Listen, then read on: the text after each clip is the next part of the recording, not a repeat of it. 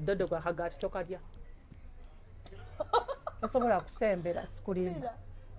Naye nange ndi kusaidia Archbishop abantu abesembeza buli Sunday buno bali poli. Nera tubeera.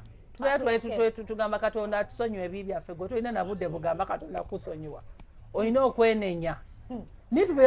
Saba buli Sunday nasembera buli Sunday asembera. Nera wemba sisanze kusembera kulya kagati mpulira bubi. Beera nina okukalya. Nengena nenkalya nensaba Katonda. Nantekako okuganja okwenjawulo. Era watunyumiza bwayambala minyo. Omukazi n'alyokawo banayina kyawo oli omukyala. Bwe kibanga kyekibi ekita banayina kyawo oli omukyala. Ate olabika ye yeerabira. Because I was wearing a bike. Ye lwaki ne ofatore bamuteekeyo wansi ng'omuntu olina kukutama. Ne leero mbadde mukana akateeteeyi. Deko wachiri koko. Ngomanye nno olina kukola bwoti. Kati olaba kati kakukolera. Mama nyabo kikuba. Omukazi eri mutufu kubeera bira kwenda sembera. Bino kunabira ofatoreza abantu. Olina kusembera. Lwaki babeera bateekayo ogundi? Lwaki babeera ekigundi bakiteeke waggulu? Togamba ondabye ennyo. Nkulabye BINA badde mbuzayo okulaba empale. Nengamba Yesu tweyanziza. Onookola ku ssente leero. Sebalina kama neetaga ssente. Owonye ssande. Amanya nze Dr. Senjobe Richard. Tusingaanibwa wano Mengo opposite ne Masengere oba Mengo opposite ne CBS ku luguudo oluyitibwa Hamukasa Road. Olwanjagadde twogere ku mukyula. Era oli bw'owulya ng'ayogedde omuvuvumira aba ategeeza mukyula. Gulimu ebirungo bingi, gulina laxative benefits. Omukyula ogwo gulina natural alkaloids, guyamba nnyo engeri gye gulina laxative benefits okugonza mu lubuto. Ffe twakolamu akakebe ne tukayita akasiya abatafuluma luno lweyo lwa mu lubuto kakuyamba okwera n'oba ng'ofuluma bulungi. Guyamba nnyo ku hania gwatawanyizibwa H. pylori. Kozesa amajani g'omukyula funa akaddo gy'ogeekuliye ku Biva Organic ojja kuyambibwa. Akajani kana akakasiya kalungi nnyo kendeeza amasavu, embuto ennene, bonna ajja ku Biva Organic n'ogattako ne green tea ojja kuba okubya ebinyonyi bibiri n'ejjinja limu.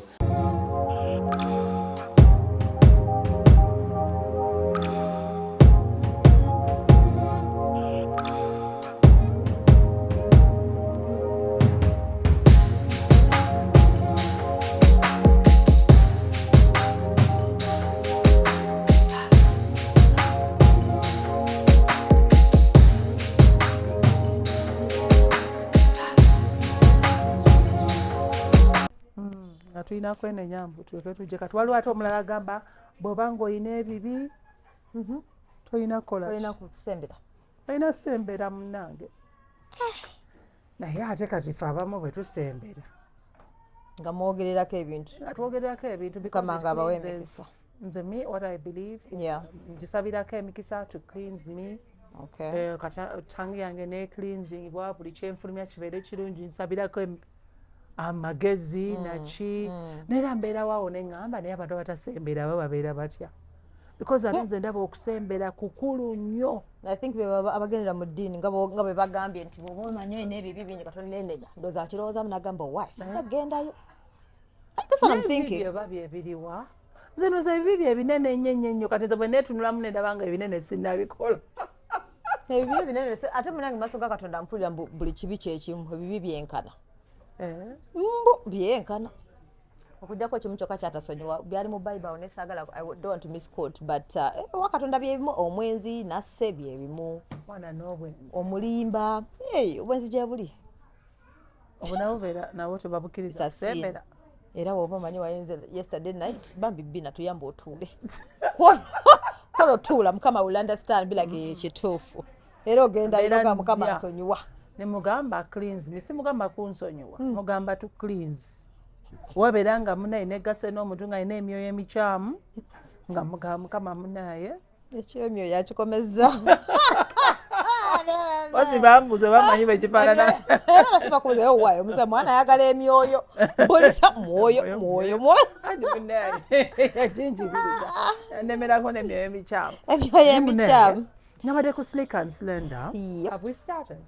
Yeah, yabitaddeko mutegera otya? Naye mutyaba naye ngenda Kyova akasuku yakugambye mutyaba fucking shit. Asobina. Akantu kansesezzaako. Akabina nalabidde ddala ng'ofaanana eryange. Ate manye eryange lyakola bwe riti. Lekalyabanga. Mbw asobina naye nasese naye olabye nekkuku. Naye munaye gye nabadde. You know, like when I go to Slick and Slender, besides exercising, we also do networks. And there is something Chibade Bogeraka, I don't know whether it's true. Nayenga Dodo, do you know they said, nti oyina okutunuulira wa woogenda n'omanya language ki? Wa woogenda n'omanya language ki? Like w'okolera. Okay. N'obeera ng'okola, then n'obeera ng'olinayo ennimi zo nga ssatu.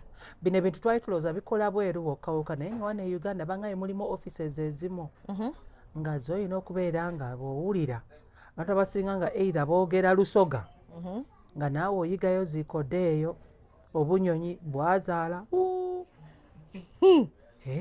Dodo munaye nze nali manye bangamba nga at least bwoba ogenze kukyala somewhere oba mu nsi ezebweru at least making sure nti you know some crucial things ng'okusaba emmere ng'okubuuza you know so that tobula you know at least that's what I know. Now with the mirimu situation ebintu gye birimu BINA these days, not even these days, bagambanga tribalism is there, which is true. I didn't want to use the word, but it's true. It's there. It's true. Tribalism is there. So you want to fit in, hey, unless kati nga network yebe ekola wala omuntu nga kufitting in nga tomanyi olulimi lwabwe kati wembanga your friend, at least you can be able to recommend me to someone. Yes. You know, it's there, it's for real. Because so you networking eyamba, yes. No, even to study the history y'abantu. History how? History y'ekifo oyinza okwesanga cleaner mwatu nga asobola okugobya gwe ng'olowooza manager yakugobya nga yali next to boss. Mpoza abahiringa nze neewuunya abantu abahiringa family people ogenda n'okolera abantu BINA nga 70% of the people that are working there nga bwogambye ne cleaner nayoza toyina ng'ogenda okulaba cleaner akumanyira akuziimula akujoga ku attitude kumbe naye wa family toka olina degrees olina ebitabo byo nga my dear naye omuntu ahiringa even family member babeera they have ate munaye they don't allow mu companies ezimu most companies they don't allow you hiring a family member. Munange eri wabanga it's your company family member oleta ba family bo bonna nga be bali n'omujja mu kyalo n'omujja wa n'omujja bonna ne babeera wali naye abasinga they are those who have woken up mbona abantu ba family BINA batawaanya. Yes, that's very true. Number one bajoga basuula bayine ngambo bali bageya ayite bagala babagambeko bobagambako ngolwa mu family meeting mu kyalo babayise yakubyedde essimu wajjajja omwana yeepanga BINA sabo yaŋŋambye nantisanga bagenda kungoba naŋŋamba nga bwe yanya kumbe eri business agamba man eno business sente zozanyiramu kati ne tumala tuggalawo nkuzayo gye nakujja but they don't want to know munange family nze kye nalabako mpozi nali nkolerawo ku YouTube tegenda okwogerako yali minisita na YouTube mukama amusaasira ebyamusobako naye munnaye manyi ye bwe kyeyakola yagenda ebusoga nga buli omu amuleeta kasootuka wali ng'ogamba family oba jasaba okukyalo abokukyalo anti nga bwojja mu ofiisi mutabani wange muwala wange agamba muwadde omulimu ajje ku Mande muli awo kati ng'ogenda okulaba nga mubeera ne announcer naye nga announcer nga tamanyi yadde empeke y'oluzungu naye nga tomukwateko ng'amanyiiko bitini kati ebyanawunsa ng'olina okuyigayo ebintu nga 3. Now me my only problem gye nali ndaba ne bano abantu ng'okutandikira kwayera I was forced to learn Lusoga okutandikira kwayera ku gate n'asikaali okubuuza ku ministry wali ku ministry ng'okutandikira kwabuuza akodeeyo muna naye nga n'abalala tribes endala mweziri naye nga oli yali yakikola kati naye obuzibu abantu bwe batyo ne banaabaagala ne babboosi obuzibu balina nti ate bo instead of kale gendako bisome ofunye omuntu akuyisizaawo naye ate oleme muswaza naye abalala olwo neyaŋambye olwo neyanyumiriza mbu yali ntaani somewhere yasanga ogamba ki olije ogumire mbu yasangayo bakigabe emugamba tamanyi yadde akagambo ka ogumire akolukiga yadde n'akamu agamba mbuno yatuukawo wali ne bamugamba wano okufunawo ekintu olina okubeera nga first of all ennyindo yeekuloopa kati namugamba olina okuyigayo ebimu obagamba olina relative kino bwokwakana n'alyoka abeera nga naye agamba nyenda miizi oliire gye nyenda kyayi bino bituufu byempulira nti nabamu anti kubanga survival for the fittest bina okusurvivinga mu nsi eno so byempulira nti no some people even change their names nokyusa erinnya n'ogamba okuva mu buto bali bampita muleera kati leero kaneite narunga nokyusa bwoti okyusa abantu abantu waliwo ne baŋŋamba mune balina amanya ngaamanya anti kati kitegeeza bwe tugenda ngaeggulu nina kufuna nga apoloti apoloti si beba eggulu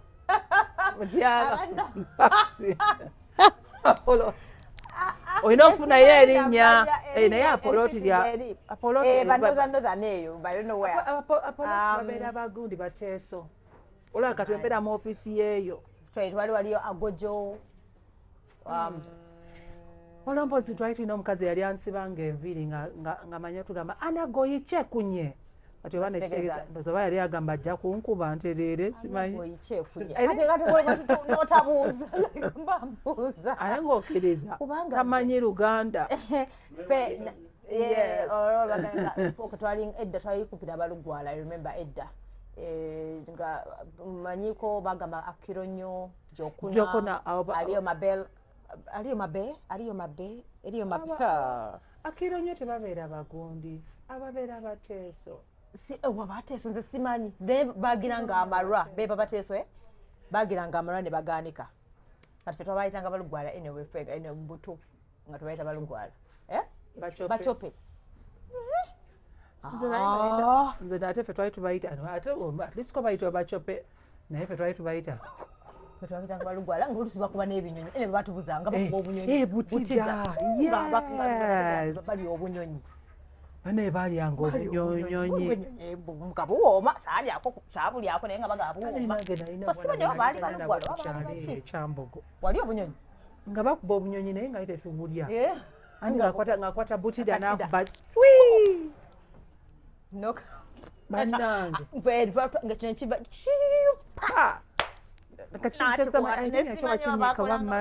wanyika mu mazzi ne bajjako obwoya nga bwe tukola enkoko naye nga weetaagayo nga wenategeera nti n'amagulu g'ebinyonyi babirya wenategeera nti n'enkoko bali enkoko amagulu g'enkoko go gali healthy mpulira waawe nabitegeera naye simanyi tuno bagalya tolyangako amagulu g'enkoko nagafumba no ku lugondi nagafumba ku radio nagafumba nagayiga nti ojjamu ebyala then nojjako n'ekyokugulu munaye abantu bagalya naye nze mpoze ekigere kyensobola okulya naye ebyo bya anagoyi oyagala kola jeni obwo obugulu bujja kuyamba wakiri kammire tumire tunaawoza so oyogedde ku kyokulya okweteesa n'onzijukiza bane there is a research yakolebwa I just saw this thing still pinned up naye nga yali ya 2024 nga bagamba which was last year nga bagamba mbu according to research abakazi tuli obese between 15 to 49 years yes ne bagamba ati abasajja munembu bali underweight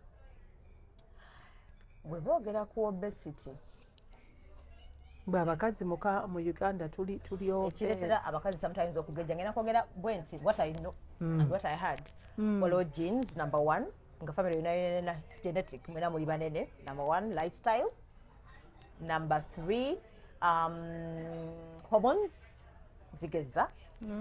Hormonal changes. Then kati waliwo nebyokuzaala bino. There are those who after kuzaala oba baby fat n'ateefaako oba they let themselves go. I don't know what happens honestly. Again, I won't judge because I don't know. But they let themselves go, and I hear getting off that baby fat. The moment you let yourself go like this, it's not easy to come back unless nga mugwa ina sente nga okola surgery. Waliwo bali blessed nga munange bonga amala okuzaala ddawo. Then there are those nga amanye ekyokukola ng'agamba mbuno sijja kulya alya. Ate waliwo abali alya ne bagejja. So what I know is then for abakazi abamu stress egeza. Waliwo egeza waliwo ekoza. Yes. Kati then abakazi abamu tulina this visceral fat. Etera okujja nga tunaatera ejja wano ate no bwetuka menopause ojja kukagwako. Buno okugijjako si nnyangu baŋŋamba mbuno you have to nakulowooza nti nja kukukiza nga menopause paka lw'onootuukayo wakiri ng'ojjukidde nti BINA yannyimbira. Menopause yange ejja kujja mu 70 singa eyoona. Bannange omwana atuyimbira menopause kyokka eno nsiba mpaana abaŋŋamba BINA this looks good and glows. I know. Nenga mbula bagamba anti njagala kumakinga sure situukayo naye nga tetulina okutuukayo nga bagamba okufa byotteeka. Buli omu ajja ffa. I used to fear death, but I don't fear death anymore. I know I'll die, but my prayer is I don't die when I'm young. That's my prayer. Like young to mean not. Another thing I have to tell guys: as long as you're above 18, according to the law of Uganda, obera mukulu. So mlekera okwerimba. Above 18 obera mukulu. Below 18 beba to. So let me use in that context of young. Sagala kufanga myaka gichali bwegito, you know. Chali more youthful age. You know, like unless you die when. In my mind, God gives me, I pray God gives me that grace. Like that's when you're in your 80s and 90s, you're like, yeah, I've lived cool. Wadde abantu obuzibu mukama akusasira obeere ng'ozadde. Waliwo aba aging obulungi olaba kati kojjaka gato for example yatugamba nali 71. I think it depends on someone's body and how you take care of yourself. You have to keep exercising, you have to keep preaching. So gato yenkana ne mama wange 71 bwe yatugamba one for real. How? How? I swear. But even your mom, BINA, people don't know your mom. Never go to Facebook. But you know somebody being 71 years old, you know kubera ngo oli mukulu. Oli mukulu, but it depends. Jinzi still no kwefako. Kwefako. Your mom, Mama BINA yefako. I love the fact that Mama BINA yefako. That one kudos. She looks good, very shaped. Agena kweza kagato aweza 71. Yes. Ono yagena kweza 72. Bambi. In September. She looks good. But kujaka gato does not even look. Tibone kanyanyaze wano zono ziri ntono. And he's still upright. Oh yes, very upright. Atachanya nasukai namugamba wano namugamba bagame bako sukai nagamba okuva ddi nze nnyo sukali okuva edda nga sirwa nengamba nere munangola kojaka gato ateka twali abali lower nga bali mu 50 nenga tebo bakadde nnyo n'okusinga kojaka gato ngabayambadde emibiri gyabo waliwo nekinalabye recently nenseka it's not once, it's not even twice. I've seen it like since last year people are saying it. I have a feeling wachiraba nakune bagamba, have you noticed abaana be bazaala mu 2000s they look older. They look older, like abera nakugamba emyaka nagamba ndi 20, 18, 22. Bannange nga you can't believe it. Oba it's makeup, oba it's shisha they drink. Simanchi bakaddia. I swear they look older. Oba mwenge, because now most of them are more exposed to toxic, this weird lifestyle. The lifestyle, yes. So. Then others, abena kuzino mune waliwo omuntu akugamba ayina emyaka nze kati olaba nga bwe nakugamba wano nakugamba abaana be nasoma nabo poor breed kyaba the ugliest couple I've ever seen. Ugliest couple. Ha, mbalabi nabalabye nensirika. Nengamba Doreen, shut up. Like, how do you expect us to bring out something? Twabadde jjo ku mbaga ne bannange omuntu omuna agamba munnange kiba kirungi nofuna omuntu Yes. ng'alabikalabikako obulungi so kati oba ogenda kuzaala omwana ozaala omwana nga bamugamba bannange omwana nga mulungi bamubuuza naye n'ozaala muntu wado music yagamba n'ozaala muntu alinga eggongolo n'oleta sitaani nga buli omu agamba bambi wazadde naye ate ekintu kino ekyokuzaala kiri buyadbi naye ekyagundi waliwo ate ng'olaba couples bali ugly ate ne bazaala omwana nga mulungi nkugambye bino ebintu bino kugambye wako nange nalabako nze nina proof twali eyo mu lower estate n'omusajja naye yagera n'agamba naye mukama abaana be yatuwa nga kapo baali balabika bulungi nnyo bonna naye abaana mune tebafaanana bo abaana bagenda faanana bajjajja baabwe katonda bino mungu olina kunnyonnyola you can't even tell whether muwala oba mulenzi ng'olina kunnyonnyola bambi mulenzi muwala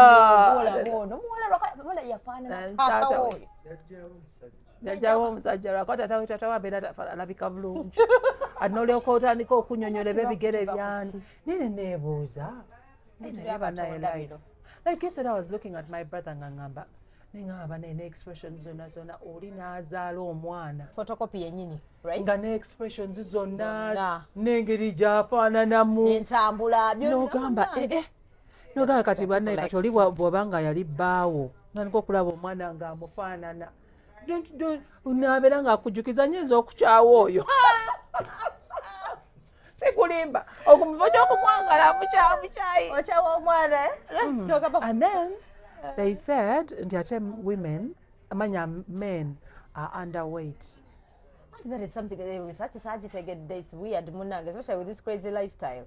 Abasajja abasenga waliwo masabunya kyayogeddeawo nenkitegera especially when they say waliwo kiwangambyeko yesterday of like they were saying one of the reasons because when we are cooking most of the women eat from the kitchens, they taste food from the kitchen. That's what they were saying. Taste, you know ate abasajja nze kampula wala abasajja nze bemmanyi abasajja ndere baluma bubi number 1 number 2 abasajja bambayimuka in the middle of the night ne bali emmere ne bagirira mu seppichi bonga tebagejja yes ne bagirira mu seppichi olanera gwagirira mu seppichi ekitegeeza oyo munene anti musajja yalina okuba omunene then anera anti akatani anti kati abeera agirya nga yebbirira ekitegeeza kituufu mu balyako emmere omutwatukiramanga mulyako emmere lwaki then because they said it's one of the things kale besides birwadde natural stress byekwaso natural stress these days most women BINA abakozi BINA BINA abakozi lwaki omukozi yetagejja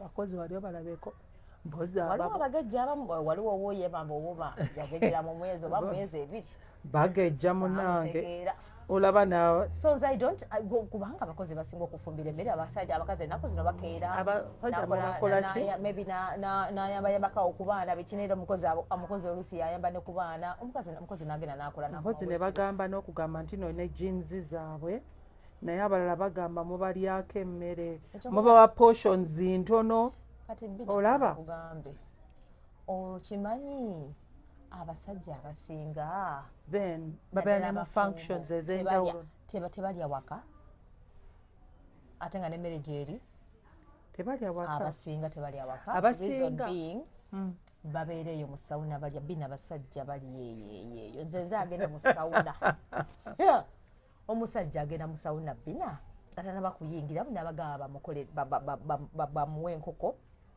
n'agenda enkoko kuliko muwogo n'ebivaavavaawo ne juice n'agenda mu sawuna n'akomawo n'amugamba bamuwe ekigere ky'ente n'addayo mu sawuna n'akomawo n'agamba munjoteze akanyama BINA agenda okuvaawo nga alidderidde ebintuntu ng'alidderidde ebintuntu watuukira waka abamu yeekuzaakuza neyeeriisaliisa obuntuntu omukazi n'agamba ye nfa kino ono buli wajja talya buli wajja yeeriisalisa oluusi tayagala kulya mbu simanya ekira bagamba bambi babeera bakola nnyo muba stressinga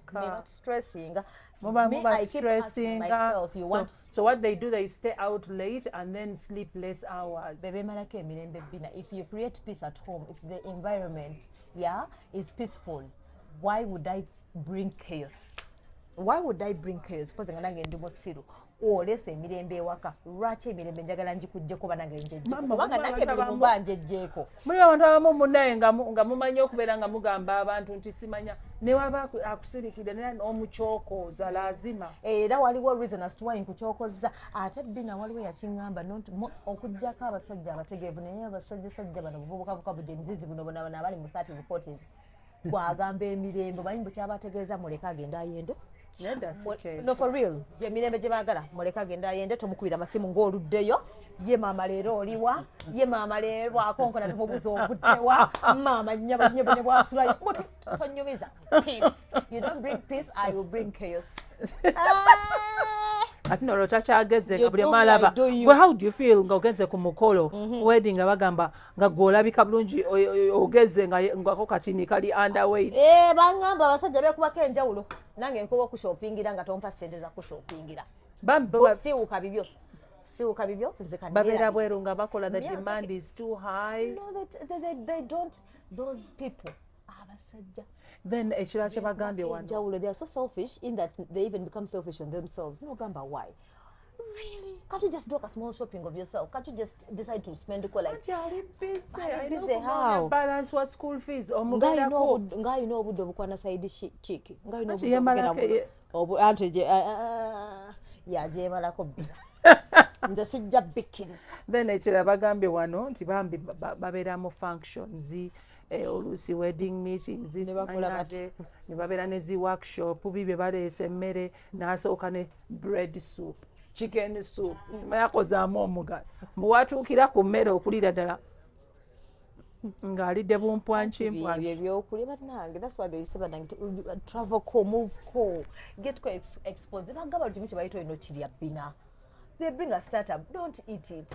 be like no especially if you're not going to eat the main course but it's simanya bu cakes and starters be like no but it's the soups ezo zikusa zebaleta ziba mushrooms sometimes those are pumpkin soups sometimes there are Irish potato soups zikusa so if you feel like oyagala kulira main course starters zesonyiwe soup zesonyiwe do your tea maybe sip on water or juice and wait until that moment of eating food nego buli kimu bakirete okirya but it's okirya mama olokali akantu kendalaba ngoli yali agenda kulya savie emaya gundi ka close kanako okulongoosa agenda okulaba bamugamba yagalanga kwoca badde njagala kwoca ayagala betenga kwoca ate nabunyomera katete kati kwene empewo nkimanyi kale it's okay nokumumoyi nze ko ababitaka ku mwanze banyiza so I know it's okay yeah nokuyisaako ebyo nibakola we bati neŋŋamba bana okay I find it disgusting I know nonge talk about the face honestly kale siganye I hear yourself kale do this stop call that bina ngamo yoged yakayisa mu face yasi nogamba no anti ebbugo mayambo abeera ajjamu enfuufu but why anti alongoosa ne face alabike bulungi yetegekera emmere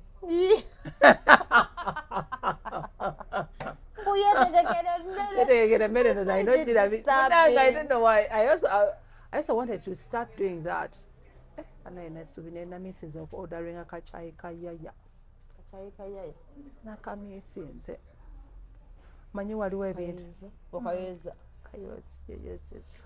kayoyeza mits ne buchai African tea oba black tea black tea African tea jagala African tea leero African tea ogenda kunzimbya olubuto empozo badde ova kulya leero mwatubadde ne kakefs finally badesikayoya I just went when nategedde waliyo ka 19,500 naye kagirako soda nogamba kangende soda naye neŋŋamba owaayi kirabika ndoza ageze okulaba nga ndi munene nnyo sikulimba dodo ese 19,500 kubeerako pieces z'enkoko ne ka chips katini n'ecupa ya soda zibadde bbiri there were 3 but they didn't give me my no way nga busaizi bumeka normal sizes aye ennaku zino kati ate baleese biri ebyebweru ebiki ebyo ogenda ku kompyuta notandika okuteekamu ebintu bannange ebyantawaanya e UK bimanyi ebyo ebalanga okubuuza nze ninze bayita Visa, mobile money. Nagenze wali aba MM. ye nga tebayitanga kyuma kya soda noba bakimanyi nti abannayuganda bajja ebyobwerere eno kimanyi bina ajja kusiibanga eva gyagenda naye ndooza nabo bakimanyi abannayuganda. You just pay like 20k. But you drink until you get tired. I was told. Food. Nebayeta emmere ne mulya. Bano bakireta ekyuma ekyo. Nekimala kituuka paki. Ogenda ndooza ne bottle. Ababala glass. Osasula mulundi ogwo. Kati noteekako glass. Noddayo.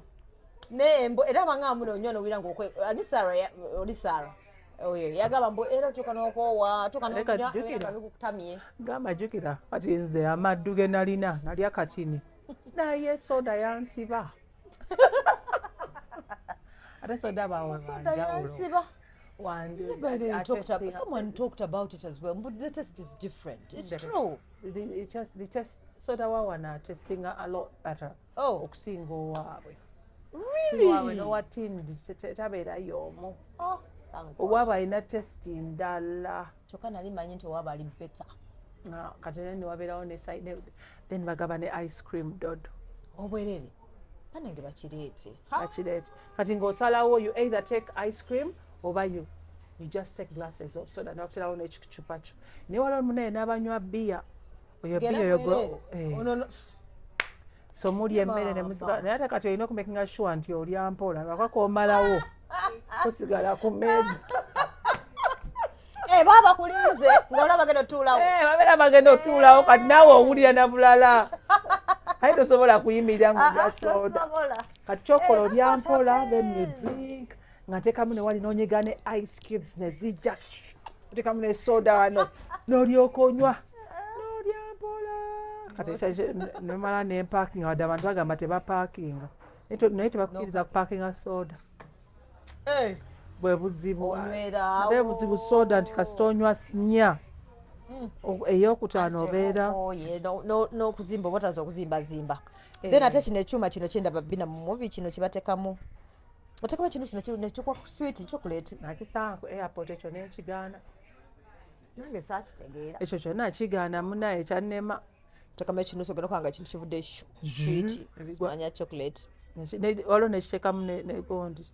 Ne drink. Ku airport ne bagamba mbu ŋŋende wali anti nga layini mpaavu nga n'abaana b'abamaalo tuli bangi. Naye nga n'ekyuma kiri wali tusobola okuteera mu kyayi. Tusimba layini. Naye byatuuse Uganda, but that is good. I know like baba batandika. Okunyiganyiga. Naye kati wano soda ne bbiya. Ate banene bireeta abantu basiiba eri BINA nze nkubuulidde. Abantu basiibe olina okukiseera naawe nobeera ng'olina w'obalira. Ng'olina w'ofunira. Nange bwe ndowooza. Twagala eby'obwerere abannayuganda. Twagala eby'obwerere nze kankubuulire. That's very true. There is no way. There is also something else kitali tutunuulidde. Kantabe. It's a myth. Yes, a misconception. Yeah, what was it? I'm trying to remember. Because it was misconceptions ezo zizi. Ndabira naye endala libali bagamba ngedda nga bakugamba nti boyera ekiro simanya oleeta obwavu simanya nyumba simanya emisota gigenda kujja saagirabako yadde n'akamu nga bagamba bakwera bwe naye ndoza bali batuga bali batugiza oba mpisa bw'otunga oleeta obwavu si bijjukiro obwavu bw'oba oyera ng'oyera ekiro obeera ofulumya sente then okutunga bwavu kati nze batukkiriza kutunga mpale zaffe nze kati nali I used to whistle. So whenever I would whistle, nga bangamba nti no, I'm going to genda kumera ebirevu, then nemisota gigenda kujja mu nju. Era tulina bulefu. Nino obuntuntu wano. Whistling. Bangamba nabasa, I love whistling though. It's not because of that, it's the gene. Waffe. Me, I whistle. Kanigezeko nange. I whistle. kansoke mala okuteekako lip gloss kayinza mbu yagenda okuyamba tuleke mu BINA anti ngokakoze kawisa akannemake kana akabalalo ke bakola baba bakakola batya oba mpa lipstick nange nina okuwisolinga lwapaka nina okuwisolinga kati lipstick mbu agenda kuleeta anti yakuyambye kale kikole tulabe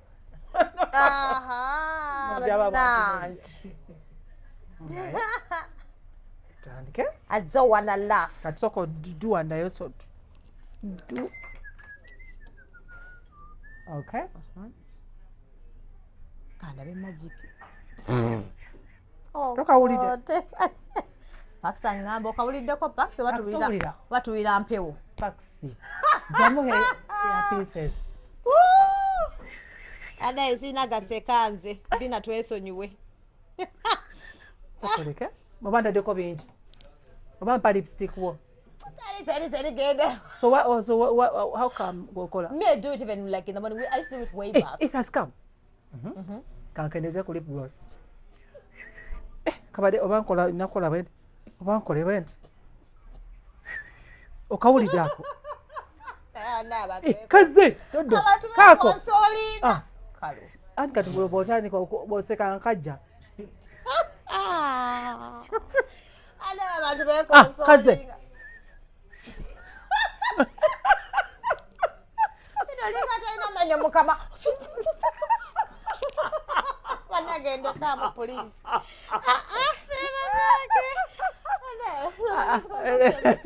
Wane wadoga mbe ndabitade musimu eyo something you said nengamba that's a lie bekiri wanoza nade njogera ku gundi waliwo ekintu kirala kye nade wamma nkubuulira nkugamba that's a lie I think it's a misconception Sorange Women Syrup eddagala erikakkanya obulumi mu nsonga z'abakyala oba ziyite cramps lisange mu pharmacies, drug shops oba supermarkets.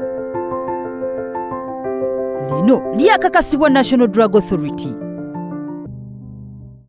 naye nga ekyokuisolinga bagamba obeera oyita emisoto ewe bagamba naye munange nga kyali kyante then ekirala pozi kyemmanyi kyenalaba kye twali twogerako way back ekya up to now nera nzikya gizzards kati nga nekebeera nendaba oba meze ebyevu mbubola bagizadde nenda bw'olya gizzards bw'olya gizzards enkoko mukazi edda nga bagamba muno munaye otandika okubeera omusajja mpozi bagamba mpozi nekyala bagamba komba okutuula ku mahega mahega oba kyeki amahega gana amayinja getulako nga bafumba mu kyalo eyo mbu sijja kufumbirwa sitima tebajja kuwasa siba tojja kufumbirwa ningamba bagamba n'okubeera ne maid nakwo okubeera maid ng'oli metron ku mbaga nnyingi ne maid era muganda wange munaye nga bamugamba ng'abeera mperekeze nga nti alina mikwano gye nga mingi nga bagamba kigenda musiranya naye ati yamala munaye n'afumbirwa naye ne bamukuba embaga I think babiteekako just oba mpisaana in my mind kubanga nze ebisinga tebyakola because I told you about the myth n'ongamba it's a myth yes nti no nti emirimu okufuna omulimu olina kubeera ng'oligamba n'ogwo n'ogamba mbuno it's a myth yeah sometimes blessings banage nze ndowooza ebimu bikola sometimes bina blessings mukama ng'ataddeko ka blessing naye munnange mulimu companies ezimu ng'olina okubeera ng'olina omuntu gw'omanyi true I remember I almost lost my family nga bw'oyogedde nga ogenda okulaba ng'okuva ku boss mpaka ku cleaner family y'emu byonna bina family y'emu oba ya musaidi ya mukazi oba saidi ya musajja bonna nga be bamu nga balimu abatali batonotono because I remember I worked for a government company organization naye bwe nali nsaba omulimu bakuteerako wano minisita kigwomanyi naye nali to be sure oba just like there is a form that we filled naye nga kulina okubeerako omuntu reference naye nga bakugamba it should be like a minister or somebody in government kati kyenakola neŋŋamba agenda okutunulanga abantu abasinga batuuzanga tata wange okitegeera nga bamutuuza ku butebe n'asumagirira okwo ng'anoonyeza bawala be emirimu because twamalira kumu kati nga twamalira kumunga fena balina to fixing somewhere naye bambi nga bamusuubiza nagenda neŋŋamba siina n'omu gwe ŋŋenda teekawo kasita nakyandise dda then Okukola then afterwards nembeera nga batuwola gundi papers okufiiringa afuna accountant naye neera bampita ne baŋŋamba you need to have a minister gw'oteekawo technical no nga alina okubeerako nga bagamba wano wonna waliwo baministers ogenda n'ofuna recommendation. Now I don't know how I survived. Because I put an accountant. Either I have a feeling they must have done their own research. Maybe, I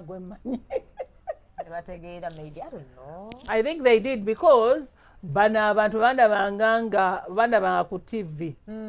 Nasoma amawulire so ngamanyo gamba oyo muwala wange naye era omuntu aliyo ng'oli ku technical nofu nze kyenkusaba bw'otuukayo okubeera nga osoma ebintu ebyo n'obiyiga otherwise oli kasitaavaawo nga nawe bakwetoolooza naye abantu abasinga babeera neze ndoza nekyo nakyo miifu ekyokubeera nga olina kubeera ng'olina gw'omanyi okuwa omulimu. Most cases bituufu you have to these days engeri ebintu okimanyi bina I think you even told me one time. No, I don't know if you're the one who told me because like mine maybe a way back. Maybe a kakati. Yeah, kakati is very hard. Bina like, do you know the bangamambu basaba applications?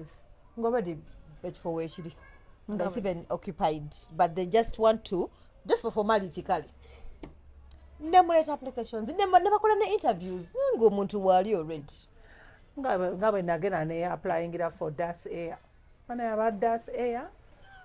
Bakola ki bagamba bateeka akapapula mu mawulire nendyoka ndaba nga ndi slender mwenya nnyo sima mungamba nina white teeth no smiling nemmanya nti omulimu ngenda kubeera kati nga nkola Munyonyi air hostess siggwe muwanvu twalina ku Serena by then bali bagiyita oba Nile Hall Nile bali bagiyita batya Serena simanyi bina zemanyi Serena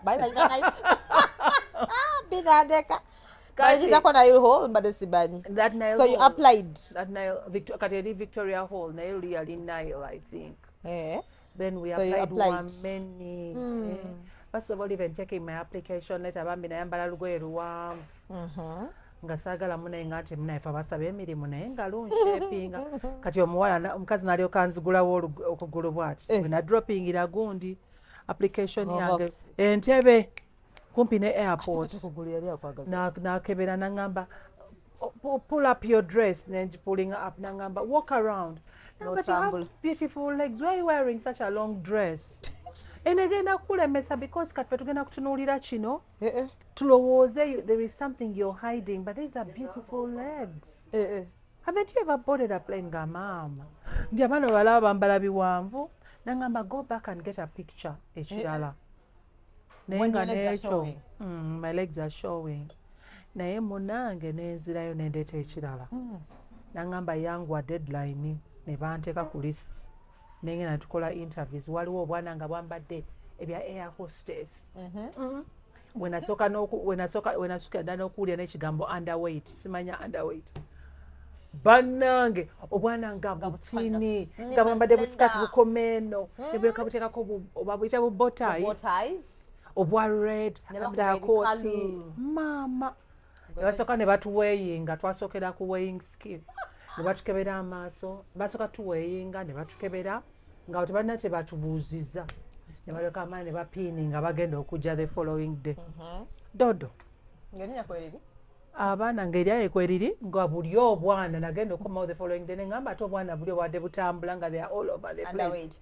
bagamba underweight ate nembuuza ate oli yabadde muwanvu nnyo kati neŋŋamba omuwanvu ne mbabuuza underweight what does that mean ne bagamba busobola okubeera Munyonyi empewo n'ebufuwa kati balina okuddamu ne bongerako ku weight we move back to finals man got to buza. That's when I also understood they ask you your strength and your weakness ebyonna ne bababuuza ne babawa ne butest oba okukola speed ne oba okusakolinga ne oba osakolinze wrong answers, tebatunya answers, but they look at The number, speed, the the speed, time you've yes. taken. Oh, they're testing the thingy of your eyes, eh?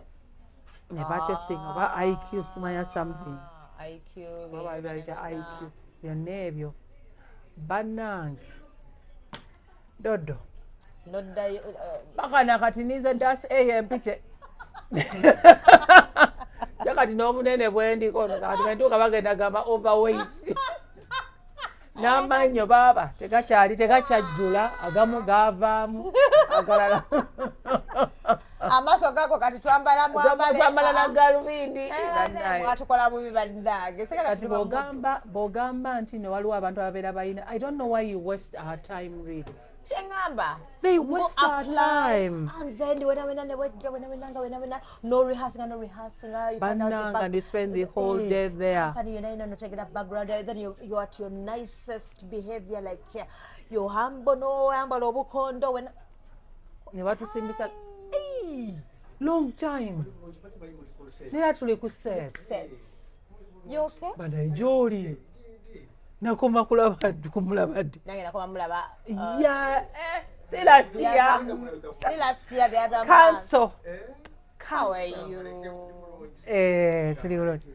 Bana cancer yanyamba ku musango. Nina nze cancel. Nina cancel. Aina cancel. Ochegeera. Naye talina nze nina cancel. So bwe mubeereyo ne mutandika kati waliwo omulala gwe nalabye. Waliwo omulala gwe nalabye. Simanyi asirika oba akyaliyo muletere cancel. Lwako ne cancel alabika abadde bweru.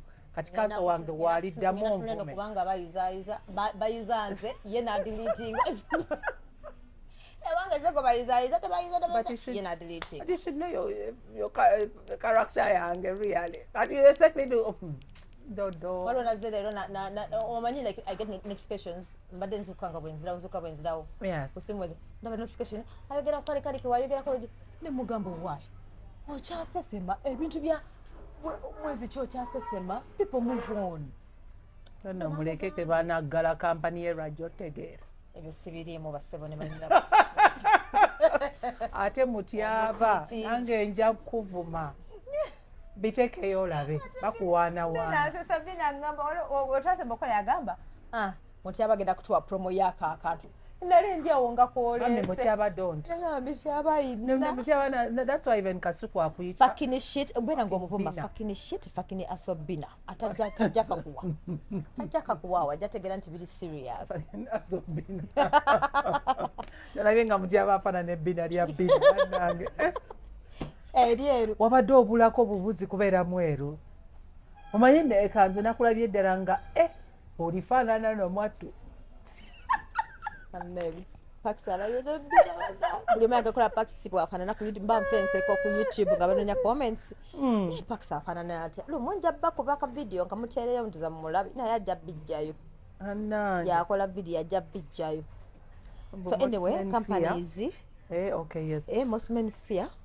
Okay, companies nesemade nsaba. Nekyembadde ngamba mulekera otumanyira bwe mutyo wasting our time. Mbusimanya kumbe you're lying to us. Yes, that's very true. Naye ate n'ekirala, it does not stop somebody from applying.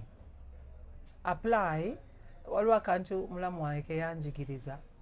Yagamba nti you apply, bate bakuyisa ne bayitamu omulala. You just tell yourself, it's their loss. Building confidence. Yes, it is their loss. You're living. Cancer akyaliwo. Mbadde manyi ogenda. Ayi abadde agenda kukola ensobi. Kati olaba so n'olyoka ogamba it's your loss. Now you're moving on naye nga tebyandibadde birungi. Ekyo lwaki abantu abamu n'okusembera temwandisembedde. Kati abantu bwe batyo ng'omanyi muyina abakozi lwaki musembera really ne mufuna akagaatiyo ne sante nebina wasiru wali ne mutyama Paxi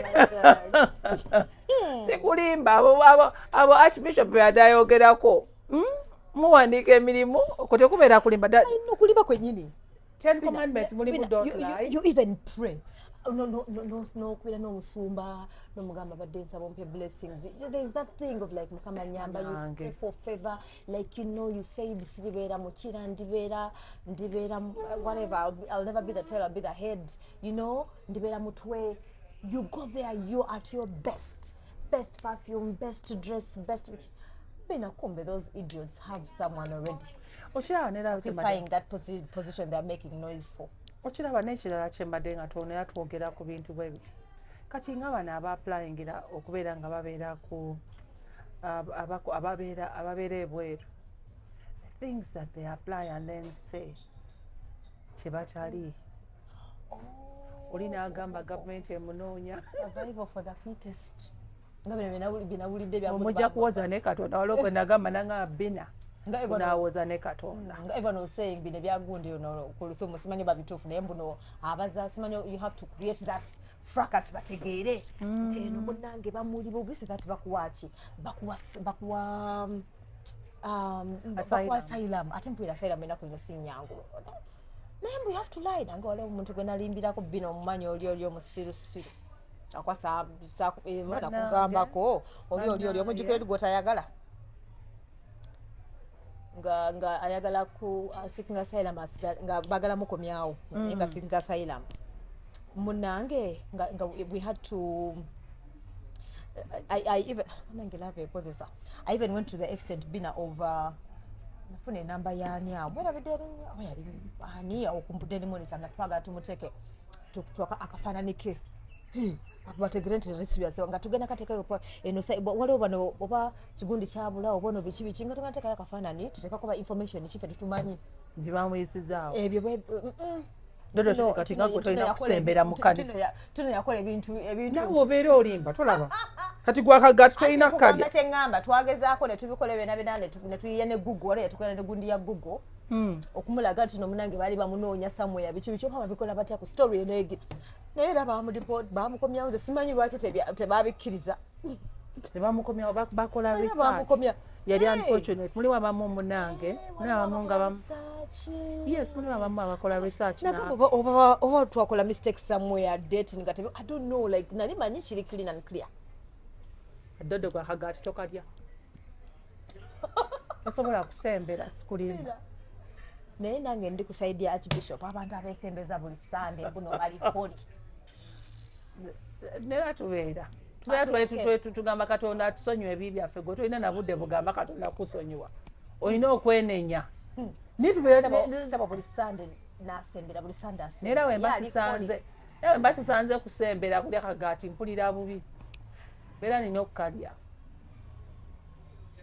nengenda nenkalya nensaba Katonda nantekako okuganja okwenjawulo watunyumiza bwewayambala mini omukazi n'alyokawo banalina kyawo oli omukyala bwekibanga kyekibi ekita banalina kyawo oli omukyala ate olabika ye yeerabira because I was wearing a bike ye lwaki ne ofatore bamuteekeyo wansi ng'omuntu olina kukutama ne mbadde mukana akateeteeyi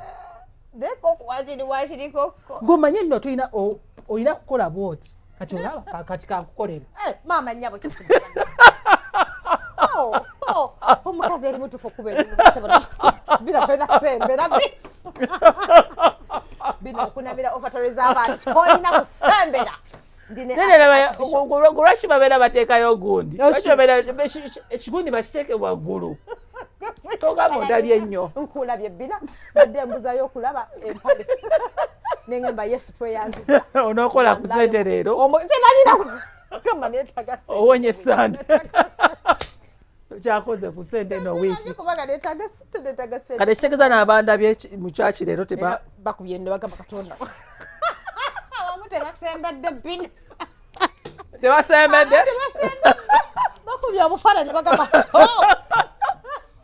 gwe munange I don't know why munaye bafuna akameeza why do I have to bend bajja tulemesa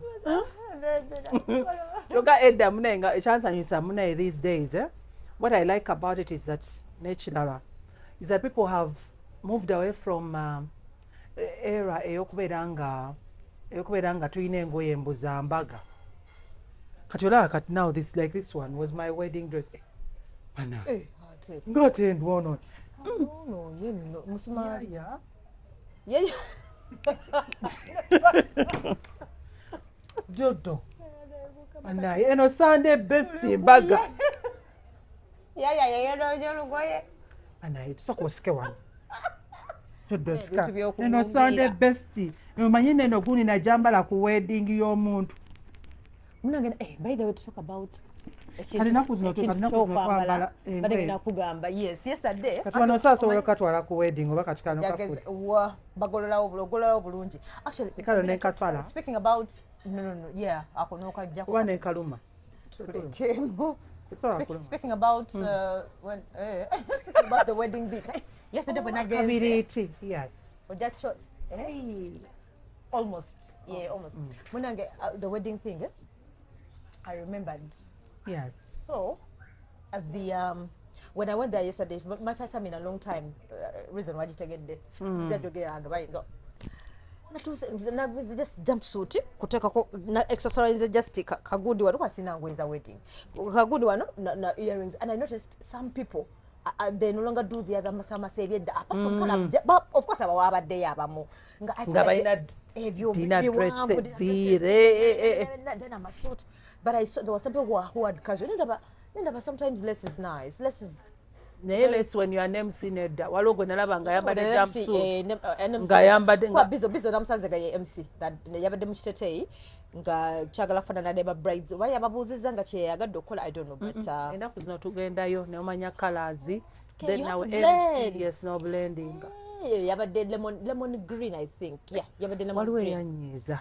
Ajira mu yali jumpsuit. Kajo nnyo ngate MC alimba bane nagera ne ku radio ne muvuma with them era namwogerako because they try to ambadde bane najira mu mbu yali ava simanya ambalala kati be bano ba MC bo anyway nanyiga kwa gaya akolera mu kyalo up country say waliyo ba presenter beeyo Shegera n'alyoka jeno abere MC Kampala nate bwe yajja okubeera MC Kampala ye bwe yakyusa oba yagula lugoye ku kkubo oba ye waabwe mu kyalo tebabayigiriza nti waliyo oba lugoye yalwerabira oba tebabayigiriza nti oba lwapasuka yali mu jumpsuit zino zimanyi zino eziri light eza casual zoyambala ng'oli ku beach wanji nga ffe twambadde tunekanekanye bana everybody was like ono omukazi ng'ajoga eyo katugamba mbu presenter ku some radio station newankubadde bye bagamba notawa kitiibwa ku mukolo gwa mundo right especially nga you are event MC because you're going to be pacing around like really at least ko wogamba nti no casual nti no gwe sigwe MC that is okay natulaboneka kati nolubadde lwa wedding it's a nice dress by the way and black favorite color you just accessorize and kati now what I realize why nange najjayo engoye nga eza weddings tewakyali mbwe bya wedding is Sunday best nagenda okulaba nga munaye abatawalokola babitandika lwaki twambalira abantu Katonda ne tumwambalira engoye nga ziri awo faaji poza olw'obuzibu nti ezange ogenda n'olaba wano mu maaso tolaba nti luwanvu emabega oba kyekirutwala kirulya waliwo lububbira bwe yava mu kyaki naganageze mu kyaki bwe abantu nuulira naye ekyasasa naye yamala nakkiriza nadda neyeddamu nagamba naye ekituufu dde olwini lumpi mu maaso lwali lumpi nga luli nga luwanvu waliwo olulyo olulala lwali kavudi nga lumpi waligoye ekindu erabidde kanoyogera orange ndowooza nesirika kati oba twali tukola kyawo n'okola bonogamba naye doddo badde batuufu you know what? People should just be happy that there is somebody asaba. Maybe nebyokubeera nga bakyala abantu ababeereyo ku church ne mubeera nga holier than thou. Bwakoma mwambala ebikwekweya ate kasita nolaba nga bayambala ebikwekweya mwe mwagala ne baagundi.